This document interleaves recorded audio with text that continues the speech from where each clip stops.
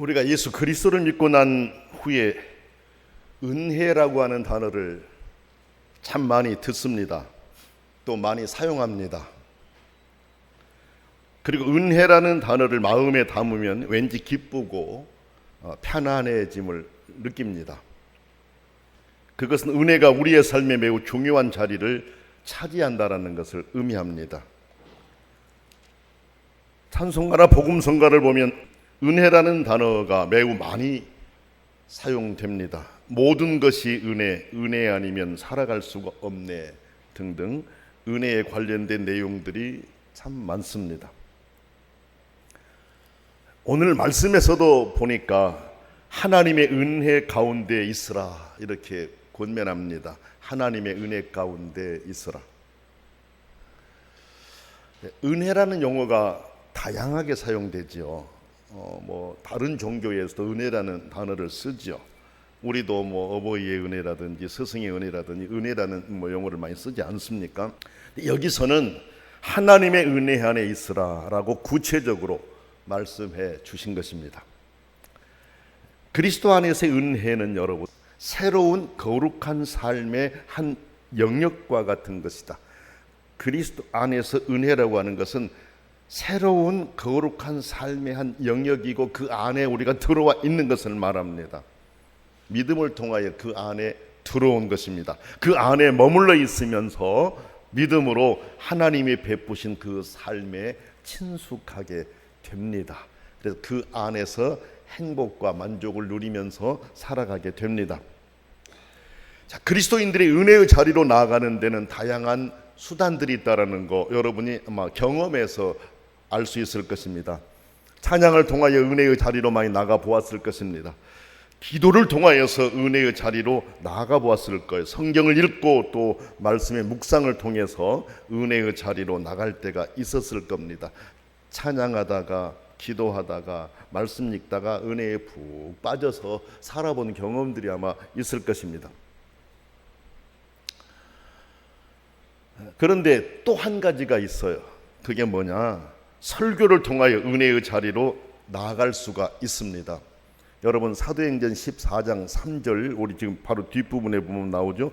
두 사도가 오래 있어 주를 힘입어 담대히 말하니 주께서 그들의 손으로 표적과 기사를 행하게 하여 주사 자기 은혜의 말씀을 증언하시니 이런 말씀이 나옵니다.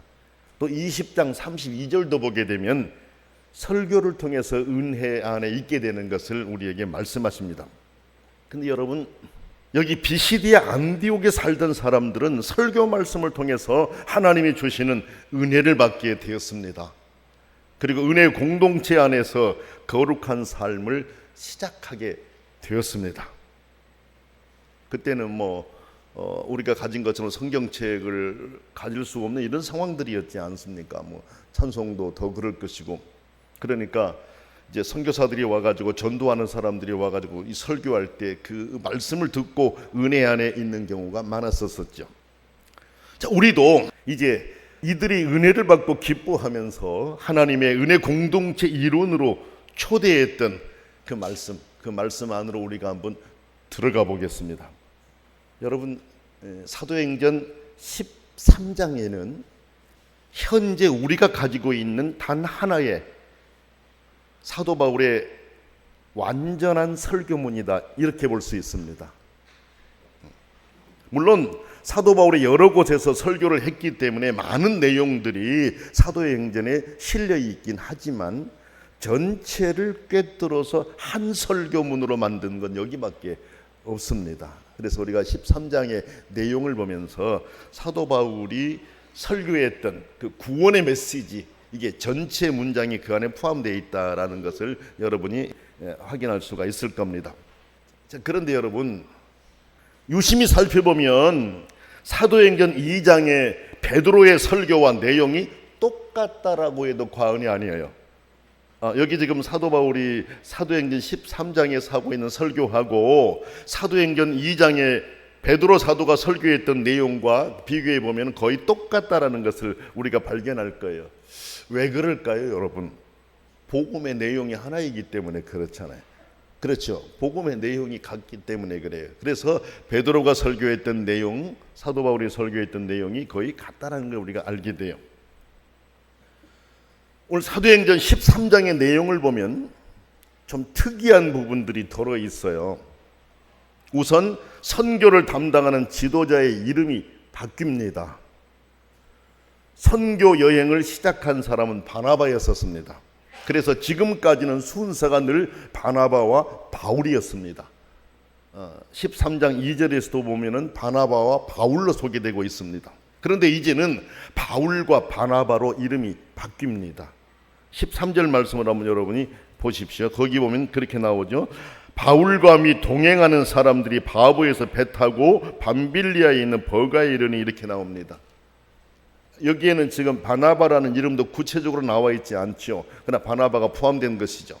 그래서 바울과 바나바로 바뀌어요. 근데 뭐 그렇게 순서가 바뀌었다고 할지라도 바나바는 전혀 상관하지 않습니다. 왜? 전해지는 것은 복음이니까. 보통 일반적으로 사람들은 그 이름의 순서를 가지고 굉장히 중요하게 여기거든요. 그런데 바나바는 그렇지 않았습니다. 다만 이제 성경 해석한 사람들은 이래요. 바나바의 조카였던 마가 요한이 그런 상황을 이유로 마음이 상해서 선교를 접고 예루살렘으로 돌아갔을 것이다. 이렇게 보는 경우가 있어요. 여러분 13절 그 뒷부분을 보세요. 요한은 그들에게서 떠나 예루살렘으로 돌아갔다. 이렇게 나옵니다. 물론 뭐 왜 마가 요한이 예루살렘에서 돌아갔는지 그 이유는 여러 가지가 있어요. 선교하기가 힘들었을 것이다, 뭐 어려웠을 것이다, 상황에 적응하기 어려웠을 것이다 이렇게 보게 되는데 방금 말씀하신 것처럼 이제 주도권이 사도 바울에게 넘어가게 되니까 조카였던 사람으로서는 삼촌이 뒤로 물려난 거 아닌가 이런 생각을 할 수 있었다라는 것이죠. 그래서 떠나가 버리고 예루살렘으로 돌아가 버린다는 겁니다. 근데 여러분 이제 디모데후서 4장 11절 말씀을 보게 되면은 바울이 도중에 떠나갔던 마가 요한을 보고 싶어해요. 마가 요한을 찾는 것을 우리가 알 수 있어요. 그리고 여러분 잘 아시는 대로 그 마가 요한이 마가복음을 기록하잖아요. 그렇죠. 자, 어쨌든 이제 바울과 그 일행은 이제 버가를 떠나서 비시디아 안디옥으로 올라갔습니다.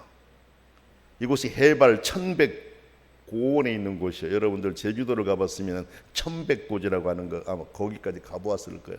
지금은 차가 거기까지 올라가죠. 1100고지. 상당히 높은 곳입니다. 낮은 곳이 아니에요. 고원지대이죠. 그런데 여기 비시디아 안디옥이 바로 해발 1100고원에 있는 곳이었어요. 그리고 그곳으로 올라가는 길은 쉬운 길이 아니었습니다. 그때는 이게 길이 지금처럼 잘라져 있는 때가 아니었지 않습니까?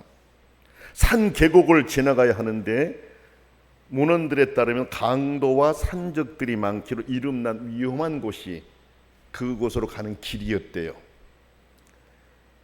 그런데도 여기 바울과 그 일행은 해안에서 전도하지 않고 이렇게 힘들고 어려운 지역을 택해서 전도하기로 한 것입니다. 그래 이곳을 시작으로 이고니온, 루스드라, 더베를 돌면서 전도하고 편지를 썼어요. 이 지역들은 당시 로마의 갈라디아 지방에 속해 있는 도시들입니다. 이고니온, 루스드라, 더베, 비시디아 안디옥 이건 갈라디아 지역에 속해 있는 이 지방들이었어요. 그래서 이 지역을 통해 기록한 편지를 갈라디아서라 이렇게 보지요. 근데 여러분 사도 바울이 보낸 갈라디아서를 보면 사도 바울이 그곳에서 전도하던 때는 심한 병에 걸려 시달리던 때였다라는 걸 우리가 알 수가 있어요. 갈라디아 4장 13절 보면 이렇게 되어 있습니다. 내가 처음에 육체의 약함으로 말미암아 너희에게 복음을 전한 것을 너희가 아는 바라 그랬습니다. 우리가 아는 대로 고린도서를 통해서도 그가 병에 시달렸다라는 걸 잘 알고 있지 않습니까? 몸에 가시가 있어서 여러 번 기도했어도 그대로 남아 있었다라는 거 물론 3번 기도했다라고 되어 있지만 여러 번 기도한 것이죠. 고린도후서 12장 7절로 8절에 보면 나옵니다. 그가 어떤 병에 걸려 있었는지 정확하지 않지만 아무튼 그 산길을 넘어 그 무서운 여행을 통해 그곳에서 전도하던 때 그가 힘든 병에 시달리던 때였다라는 것입니다. 그럼에도 불구하고 천백보지까지 올라가서 복음을 전하려고 했던 것입니다. 여러분, 그의 병이 바울이 그의 사명을 감당하는데 그 사명을 중단케 하지 못했습니다. 주를 향한 열정이기 때문에 그래요. 기도하면서 감당한 거지. 하나님 이 병 좀 없게 해주십시오라고 간절하게 여러 번 기도하면서, 그러나 중단하지 않고 박해가 있어도 반대가 있어도 복음을 전하기 위해서 힘썼던 그 모습, 얼마나 큰 감명을 준지 몰라요. 우리가 이 내용을 알고 13장을 이하로 쭉 읽어내가면서 14장 쭉 보게 되면은 그 상황에서 그렇게 그 어려운 환경 속에서도 그렇게 기쁨으로 감동을 주고 오히려 다른 사람들에게 감명을 주면서 사명을 감당했구나 하는 걸 보게 돼요. 그러면서 우리 자신을 돌아봐지게 돼요. 저도 설교를 준비하면서 제 자신을 돌아보게 되더라고요. 그 상황 속에서 그렇게 했던 사도의 모습이 너무 훌륭했어요. 그 짧지만 사도행전 13장 14절 15절 이 2절은 우리에게 정말 소중하게 다가오는 구절입니다. 바울 일행은 그 어려운 길을 통과해 가지고 도착을 해서 안식일을 맞았는데 안식일에 회당으로 갔습니다. 회당에 갔더니 성경 봉독 시간이 끝났습니다. 그 이후에 회당장들이 바울 일행에게 사람을 보냈습니다. 회중에게 전할 말이 있느냐? 있으면 하라고 기회를 준 것입니다. 새로운 사람이 그곳에 왔으니까, 회당에 들어왔으니까 이 모인 사람들에게 할 말이 있느냐? 하라는 것입니다. 여러분, 사도 바울이 기회를 놓칠 수가 없죠. 그렇죠. 일부러라도 말을 하겠습니다라고 할 텐데 말을 해보라고 하니까 그냥 나서서 합니다. 여러분, 이것도 하나님 주신 기회이지 않습니까? 그렇죠? 그래서 그 내용이 4가지입니다. 간추려 보면 4가지입니다. 지금 길게 성경에 나와 있는데 간추려 보면 38절 이하에 나온 내용이에요. 첫째, 이런 내용으로 설교합니다. 죄의 문제가 예수님으로 말미암아 용서받을 수 있다라고 하는 것을 전했습니다. 여러분 38절 한번 보세요. 그러므로 형제들아, 너희가 알 것은 이 사람을 힘입어 죄의 사함을 너희에게 전하는 것이며, 여기 이 사람은 예수님을 말합니다. 그렇죠? 네. 그러므로 형제들아, 너희가 알 것은 이 사람을 힘입어 죄의 사함을 너희에게 전하는 이것이다 라는 것입니다. 예수님으로 말미암아 죄 용서함 받는다라는 걸 전한 것입니다. 이 말을 하기 전에 사도 바울은 먼저 이스라엘의 역사를 쭉 설명하며 간추립니다. 그러죠? 이스라엘 역사를 간추리잖아요. 그 내용 가운데 이스라엘은 하나님의 귀한 선민이고 약속의 선민이란 사실을 강조했습니다. 하나님은 약속을 어기지 않았다. 그 선민에게 구원의 복음을 주셨다라고 말합니다. 그런데 이스라엘 백성이 예수님을 죽이는 죄를 지었다라고 설교하죠.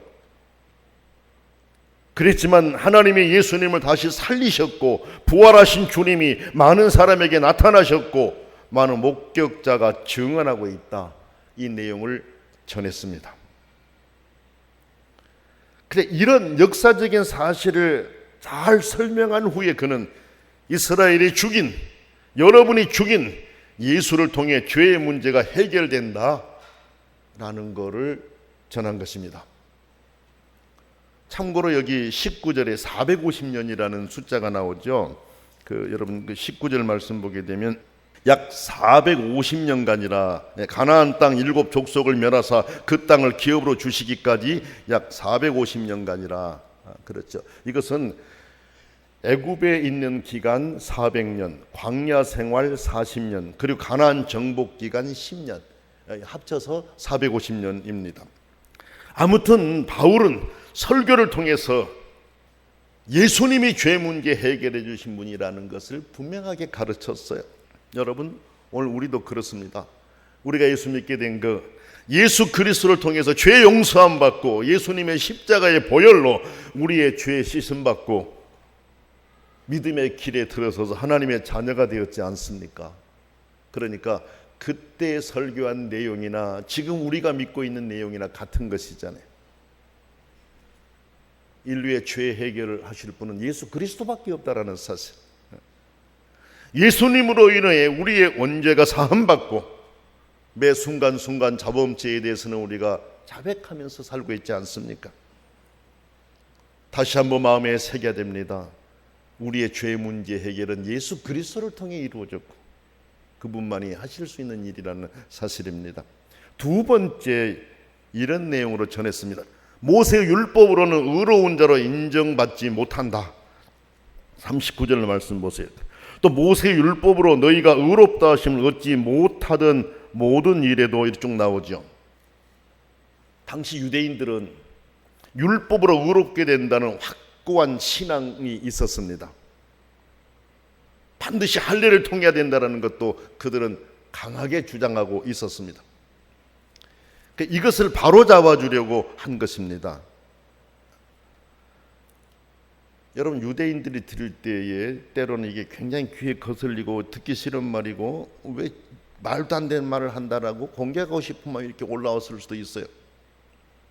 그런데 여기에서 여러분, 모세 율법으로 의로운 자로 인정받지 못한다라고 한 이 내용 안에는 여러분, 유대인만이 아니라 이방인에게도 구원의 길이 열려 있다라고 하는 것을 거기서 지금 선포한 것입니다. 왜냐하면 율법은 유대인들만 갖고 있었고 이방인에게는 율법이 없었잖아요. 그렇죠. 그러니까 율법을 가지고 있는 유대인만이 아니라 율법이 없던 이방인들도 구원받는다, 이 사실을 알린 거예요.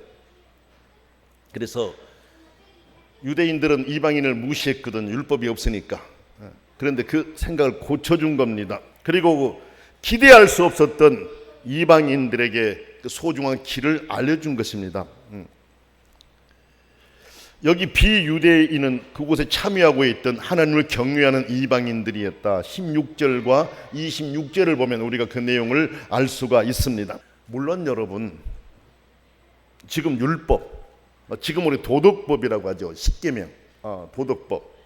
여러 차례 말씀을 드렸어요. 율법에는 세 가지가 있다 말씀드렸잖아요. 의식법이 있고 재판법이 있고 도덕법이 있다, 이 말씀을 드려서 이건 칼빈이 요약해 놓았어요. 그래서 예수님의 오심으로 십자가의 죽으심으로 재판법과 의식법은 사라졌지만 도덕법, 십계명, 이것은 남아있고 그렇죠, 완성된 것이죠. 다만 그게 구원의 조건이 아니라는 것입니다. 열매로서 함께하야 하는 것이에요. 예수 그리스도를 믿는 사람들은 은혜로 구원받고 하나님의 자녀가 되었으니 삶 속에서 그것도 지켜가는 것이죠. 근데 여러분 보세요. 원래 십계명은 모든 사람에게 주어진 게 아니고 유대인들에게 주어졌잖아요. 그러나 예수 그리스도 안에서 예수 그리스도를 믿는 순간 십계명은 예수 믿는 그 사람에게 적용되는 것이고 예수 믿는 그 사람들은 십계명을 소중하게 여긴 것이에요. 예수 그리스도를 통해서 십계명은 믿는 모두에게 적용되었다라고 하는 사실입니다. 그래서 바로 이렇게 율법 자체로서 의롭게 되는 것이 아니다라고 하는 거, 이것을 분명하게 전했어요. 세 번째가 뭡니까? 누구든지 예수님을 믿을 때 의롭다함을 얻는다라고 하는 것, 이것을 전했습니다. 39절 뒷부분을 보세요. 이 사람을 힘입어 믿는 자마다 의롭다 하심을 얻은 이것이니라 그랬어요. 율법은 아니고 예수 그리스도를 믿을 때, 예수님을 믿을 때 의롭게 된다라고 하는 것을 전했습니다. 비록 유대인들이 알지 못해서 십자가에 달아 예수를 죽게 했지만 그분이 인류에게 구원을 주시는 분이라는 사실을 전하고 있는 것입니다.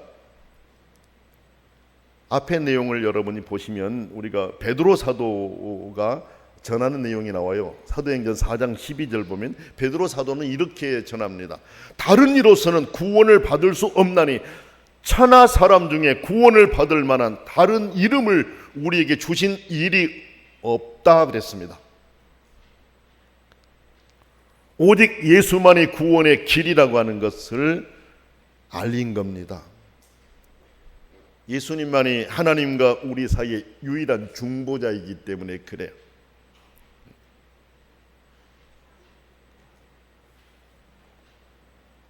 우리 이 사실을 믿고 있지 않습니까? 예수 그리스도 외에 그 누구가, 그 어떤 사람이 자기가 구원의 길이라고 내세운다라고 할지라도 성경은 오직 예수 그리스도. 그래서 말씀을 여러 차례 드렸잖아요. 이 설명서라고 하는 게, 그렇죠? 이 핸드폰을 샀을 때 이 핸드폰에 설명서가 있어요. 그렇죠? 그 설명서 이 핸드폰에 대한 것이잖아요. 그런데 설명서를 가지고 다른 것을 설명하려고 하면 가짜가 되는 것이죠. 성경은 예수 그리스도를 가르친 내용이에요. 예수 그리스도를 설명한 책이에요. 예수 그리스도만이 구원의 길이라고 하는 것을 알린 책이잖아요. 그런데 성경을 가지고 예수 그리스도가 아닌 다른 사람을 소개하면서 이 사람이 구원의 길이라, 이건 거짓이죠. 이건 가짜죠.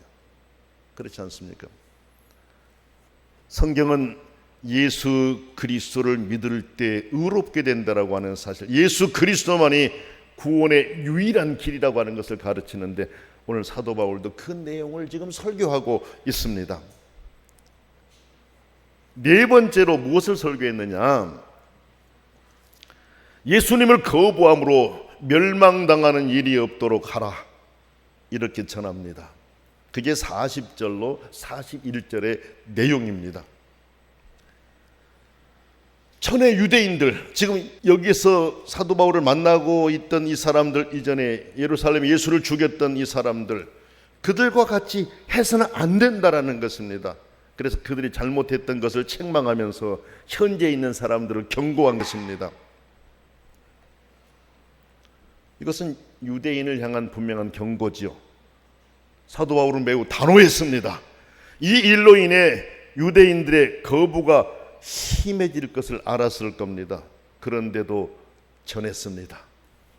전해야만 하는 말씀이고 그것이 그의 사명이었기 때문에 그렇습니다. 이것을 전하기 위해서 병든 몸으로 천백고지까지 올라와서 거기에 있으면서 안식일의 회당을 찾았고 말씀 전할 기회를 얻었기 때문에 그렇습니다.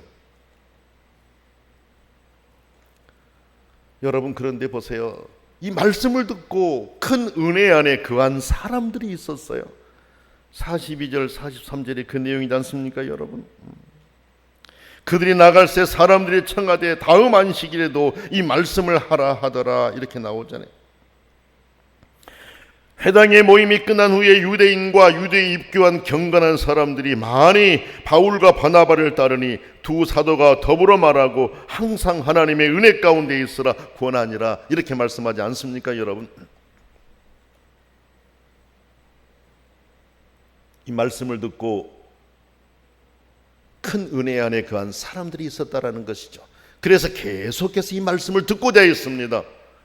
바울은 바로 그들에게 하나님의 은혜 안에 거하라고 권면했던 것입니다. 말씀을 들은 대로, 배운 대로, 말씀에서 은혜 받은 대로 그 안에 거하라는 거 아닙니까 여러분? 그렇죠? 그들은 다음 안식일에도 이 말씀을 듣기 위해 모였어요. 들었던 말씀을 기억하고 마음에 담으면서 하나님의 은혜 안에 거하다가 말씀을 듣기 위해서 다시 모인 것입니다. 44절의 말씀을 보면 여러분, 그 다음 안식일에는 온 시민이 거의 다 하나님의 말씀을 듣고자 해 모였다 그랬습니다. 이건 놀라운 일이죠. 성령의 역사죠. 여러분, 그렇지 않습니까? 바로 이 모습이 하나님의 은혜 안에 있는 사람들의 특성입니다. 하나님의 은혜 안에 거하는 사람들의 특성이에요. 오늘 우리도 바로 그런 하나님의 은혜 안에 거한 자들입니다. 그 말씀을 듣기 위해서 모인 복받은 하나님의 자녀들입니다. 그렇지 않습니까? 모든 평화로운 교회 성도님들 모두가 다 그런 분들 아닙니까, 여러분? 그런데 그렇지 못한 사람들이 여기에 또 있었어요. 그들은 자신들만이 언약 백성이고 자신들만이 선민이라고 생각했던 사람들이었었습니다.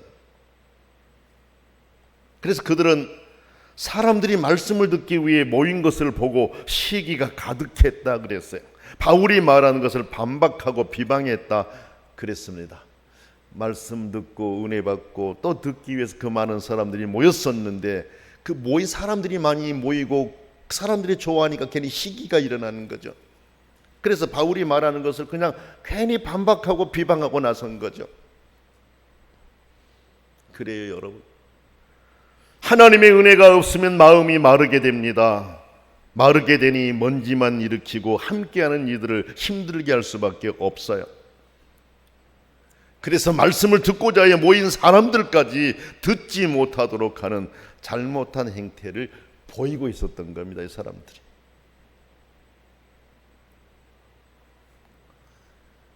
이런 상황이 벌어지자 바울과 바나바는 자신들이 해오던 선교의 방향을 여기서 변경하겠다고 하죠. 그들이 해오던 선교의 방향은 뭐였습니까? 먼저 유대인들에게 복음을 전하는 것이었어요.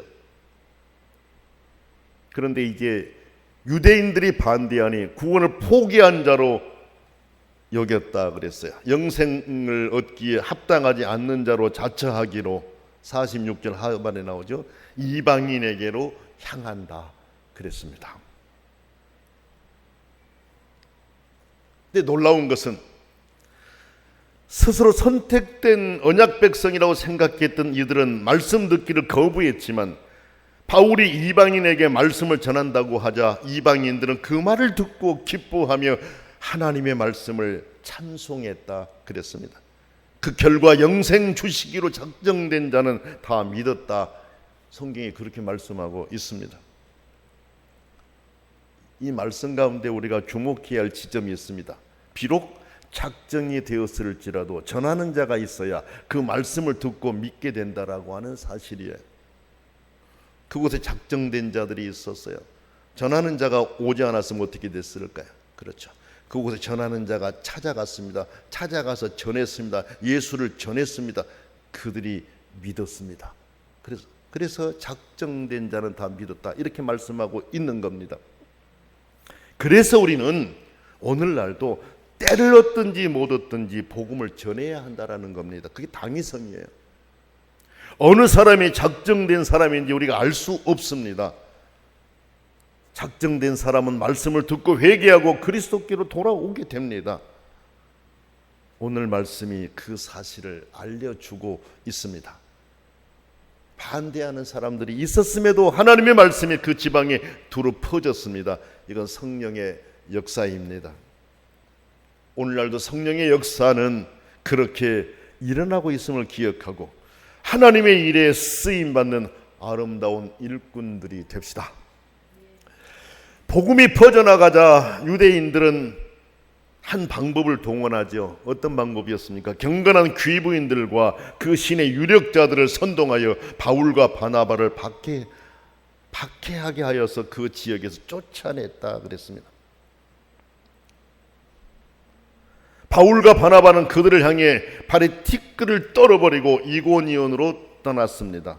왜 그랬을까요?